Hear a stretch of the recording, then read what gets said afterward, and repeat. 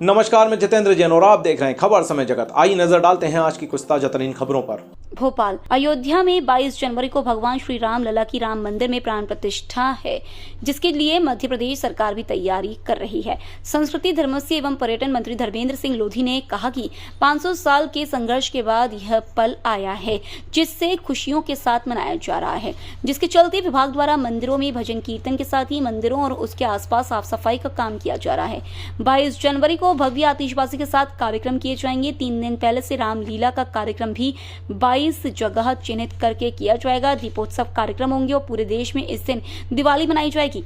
वहीं चित्रकूट रामपथ गमन को लेकर उन्होंने कहा कि रामायण में चिन्हित जगह में विकास कार्य किए जाएंगे। जहां जहां भगवान राम के चरण पड़े वह स्थान को डेवलप किया जाएगा। वहीं चित्रकूट को भी डेवलपमेंट किया जाएगा, क्योंकि भगवान राम ने सबसे अधिक समय यहीं बिताया है। पर्यटन मंत्री ने कहा कि 22 जनवरी के बाद मध्य प्रदेश से हवाई जहाज के माध्यम से श्रद्धालुओं को अयोध्या की यात्रा कराई जाएगी।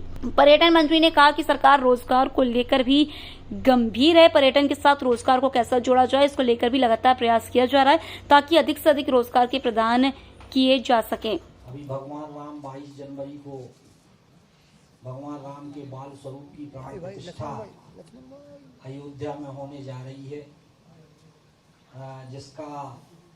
जिसमें हमारे यशस्वी प्रधानमंत्री माननीय नरेंद्र मोदी जी उपस्थित रहेंगे और ये 500 साल की लड़ाई पूरी हुई है।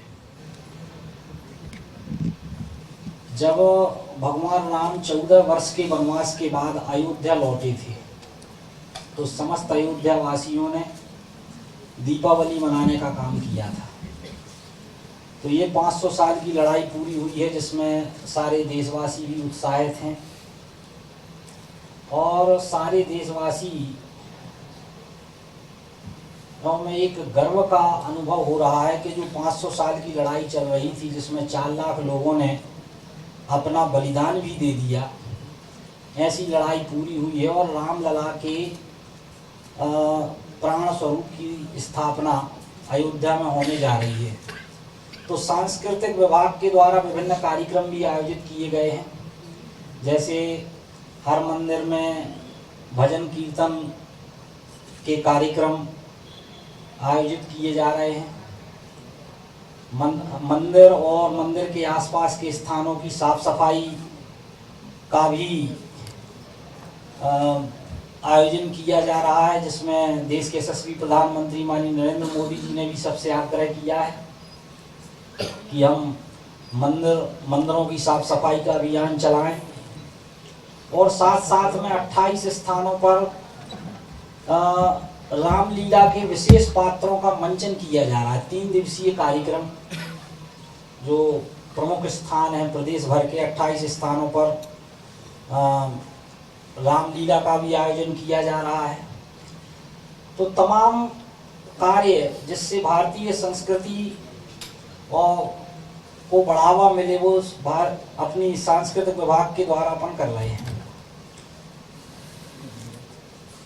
और एक आग्रह और है कि जब 14 वर्ष बाद भगवान राम लौटे थे तो सबने दीपावली मनाई थी। 500 साल की लड़ाई पूरी हुई है, तो सांस्कृतिक विभाग भी ये आग्रह कर रहा है कि 22 जनवरी को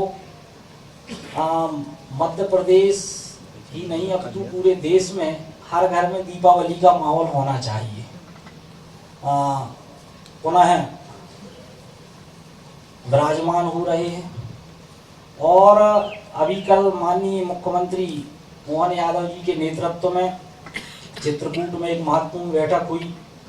राम गमन जो पथ है, जहाँ जहाँ भगवान राम के चरण पड़े, उन स्थानों को चिन्हित करके उन स्थानों को पुरस्कृत करने का पर्यटन की दृष्टि से, सांस्कृतिक दृष्टि से ये रचना योजना भी बन रही है। और सबसे पहले माननीय मुख्यमंत्री मोहन यादव जी ने कहा है कि चित्रकूट से, चूंकि चित्रकूट में भगवान राम 11 वर्ष से अधिक समय तक रुके, तो चित्रकूट को सबसे पहले डेवलप करने का प्लान बना है और उसके बाद जो मुख्य स्थान हैं जिनका रामायण में उल्लेख है, जहाँ भगवान राम के चरण पड़े थे, तो उन स्थानों को भी पर्यटन की दृष्टि से, सांस्कृतिक दृष्टि से विकसित करने का, जोड़ने का कार्यक्रम जहाँ रोड नहीं है वहाँ रोड बनाने का कार्यक्रम, मतलब कनेक्टिविटी भी बनाने का कार्यक्रम। तो ये सारे कार्यक्रम सांस्कृतिक विभाग के द्वारा चल रहे हैं।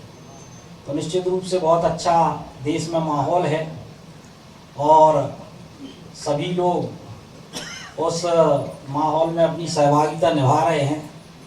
इतनी ही बात मैं आप सबसे करना चाहता था। बहुत बहुत धन्यवाद। कांग्रेस जब राम की बात करती है तो मुझे लगता है, मुझे हंसी आती है कि जिसने राम के अस्तित्व पर ही प्रश्न उठा दिए हों, कोर्ट में हलफनामा दे दिया हो कि राम सेतु, भगवान राम का काल्पनिक हैं, राम सेतु की जब बात आई थी आप सबको मालूम है, तो मुझे लगता है कि अब तो कांग्रेस भारतीय जनता पार्टी की नकल करने को उतर आई है। क्योंकि कांग्रेस के पास अकल तो है नहीं, तो नकल करके कैसे भाई। मुझे लगता है कि ये सब बात बेईमानी है। कांग्रेस ने कभी भारतीय संस्कृति के लिए, भगवान राम के लिए काम नहीं किया। वो तो केवल उनके लिए एक चुनावी, मुझे लगता है, मुद्दा हो सकता है, लेकिन हमारे लिए चुनावी मुद्दा नहीं है। हमारे लिए देश, संस्कृति और राष्ट्र से जुड़ा हुआ मुद्दा है। काफी क्या रहेगी यहाँ पर टूरिज्म को लेकर कि ज़्यादा टूरिस्ट आए? सबसे पहली प्राथमिकता पर्यटन को लेके जो मैंने अभी अधिकारियों को निर्देशित किया कि पर्यटन को हम रोजगार से ज़्यादा कैसे जोड़ सकते हैं, इस पे फोकस रहेगा। क्योंकि अपनी भारतीय जनता पार्टी के संकल्प पत्र में रोजगार देने की बात कही गई है। तो पर्यटन एक बड़ा क्षेत्र हो सकता है लोगों को रोजगार देने के लिए, तो उस बारे में भी बात चल रही है। कार्य योजना जैसे ही सामने आएगी। अरे बाकी लोग कॉपी ले लेना यार।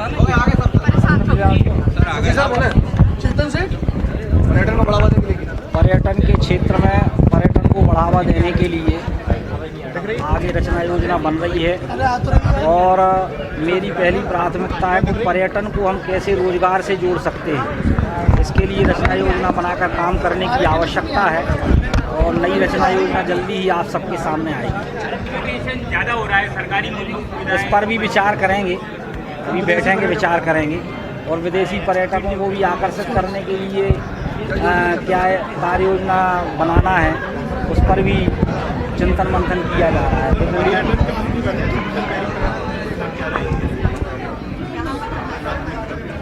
पर्यटन के क्षेत्र में भी काम करने की प्राथमिकता है। जो विभिन्न स्थान हैं, सारे स्थानों को डेवलप करके पर्यटन के क्षेत्र में आगे ले जाने का काम किया जा रहा है। 22 जनवरी को भगवान राम के बाल स्वरूप की प्राण प्रतिष्ठा होने जा रही है, तो निश्चित रूप से सारे मंदिरों में ये कार्यक्रम आयोजित किया जाएगा और जो मुख्य मंदिर हैं उनमें LED के माध्यम से लोगों को 22 जनवरी के कार्यक्रम का सीधा प्रसारण दिखाने का काम किया जाएगा। ऐसे हमारे माननीय मुख्यमंत्री मोहन यादव जी ने निर्देश दिए हैं और संस्कृति मंत्रालय इन निर्देशों का पालन भी कर रहा है। खबर समय जगत के लिए संवाददाता आदित्य सराठी की report. For latest news, subscribe to our channel and press the bell icon.